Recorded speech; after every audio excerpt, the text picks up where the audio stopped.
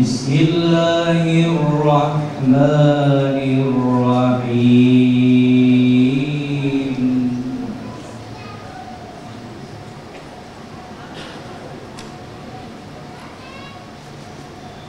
يا أيها الذين آمنوا استعينوا بالصبر والصلاة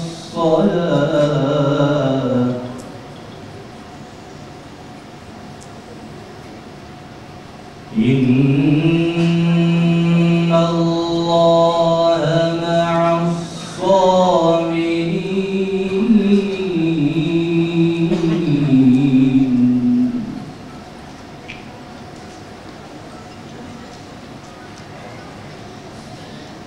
ولا تقولوا لمن يقتل في سبيل الله أموات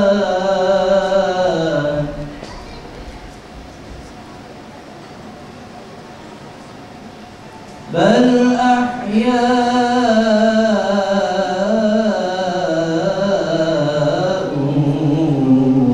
ولكن لا تشعرون. O dönem gerçekten çok ilginç bir dönemdi. 1993 yılı Türkiye'nin en büyük terör eylemlerinin olduğu yıl olarak hatırlanacak. En büyük iki terör eyleminden birisi Sivas'ta, diğeri de Başbağlar'da. Arada sadece 3 gün var. Bu kadar kısa süre içerisinde bu olayın organize, planlanması, gerçekleştirilmesi mümkün değil. Büyük bir el tarafından her iki olayda, katliamda gerçekleştirildi. Ben hem Sivas davasında avukatlık yaptım hem de Başbağlar davasında avukatlık yaptım.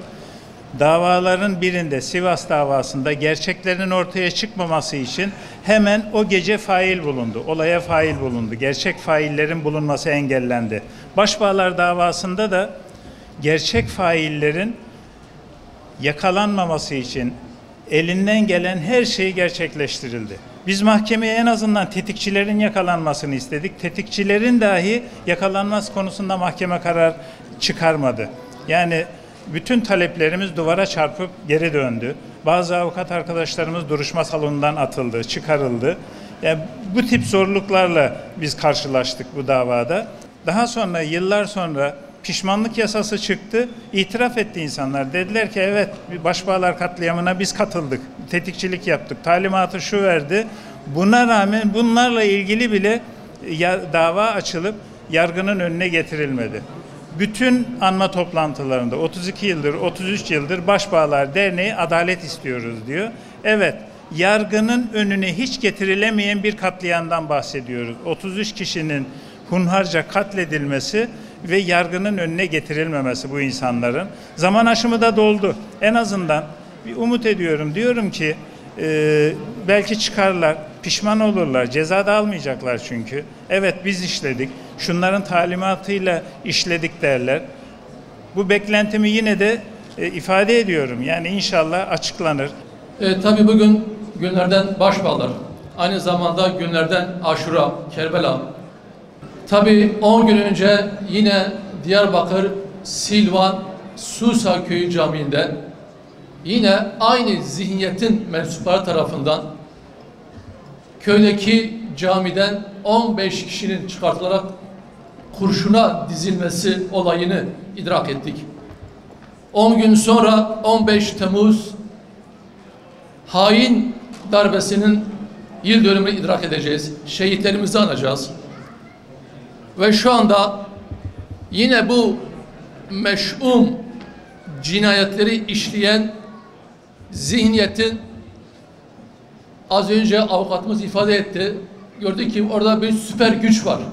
Yani Türkiye'yi aşan, jandarmayı aşan, mahkemeyi aşan bir süper güç var. Ve şu anda o süper gücün Siyonist işgal rejiminin ve ABD'nin Gazze'de 2 yıldır devam eden bir soykırımı var. Esasında şuna getirmek istiyorum. Biz Müslümanların tarihi olsun, şu an günümüz olsun, acıları bir, sevinçleri birdir.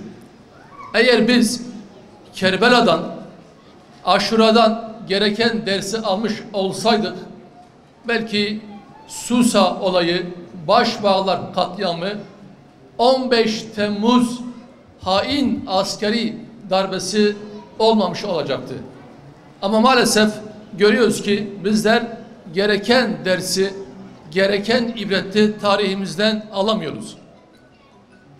Allahu Teala bize tarihimizden ders almayı, ibret almayı, dostlarımızı dost, düşmanımızı düşman olarak tanıtmayı nasip eylesin.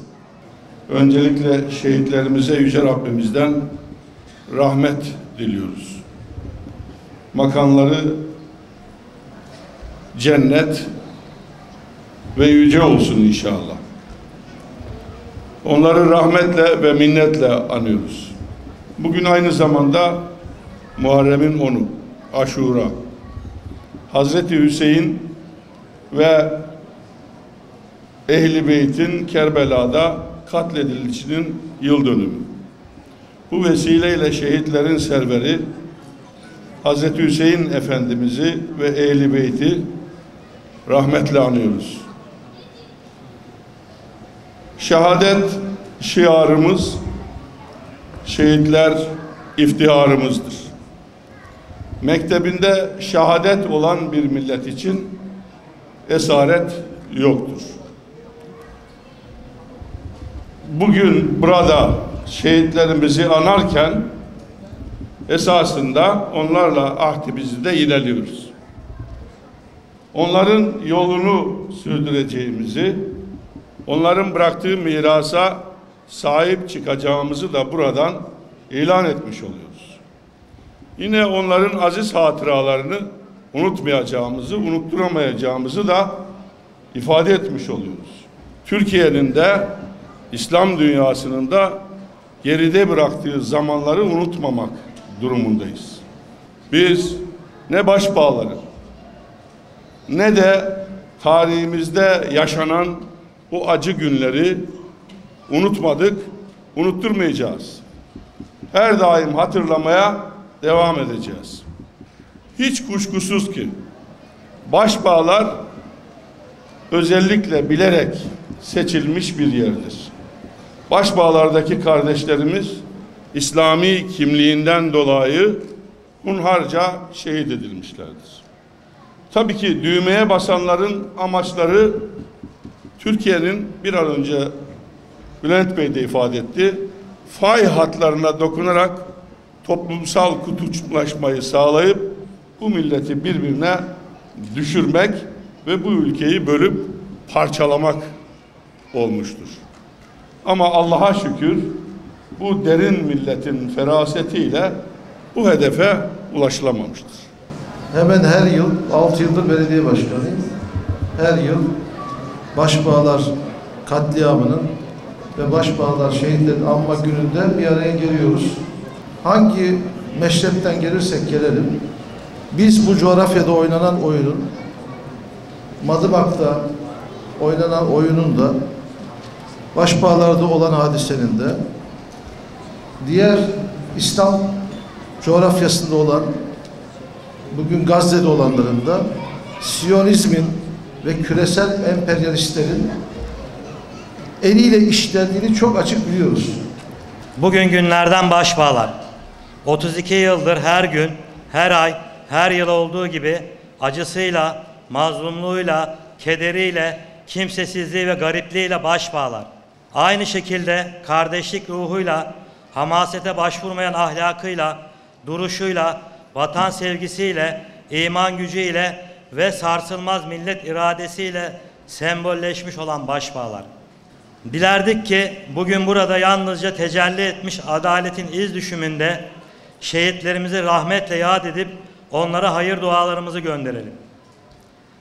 Ancak 32 yıldır olduğu gibi bu yılda sarf edeceğimiz her bir cümle ve attığımız her bir adım karanlıktan aydınlığa çıkmak, ülkemizde ve dünyada gün geçtikçe kaybolan adalet duygusunu yeniden canlandırmak, Önden gidenler geri gelmeyeceğine göre ülkemiz, milletimiz ve tüm insanlık için insanların haksızca katledilmediği, zulmün ortadan kalktığı, adaletin tesis edildiği bir yaşam standardına kavuşmak içindir.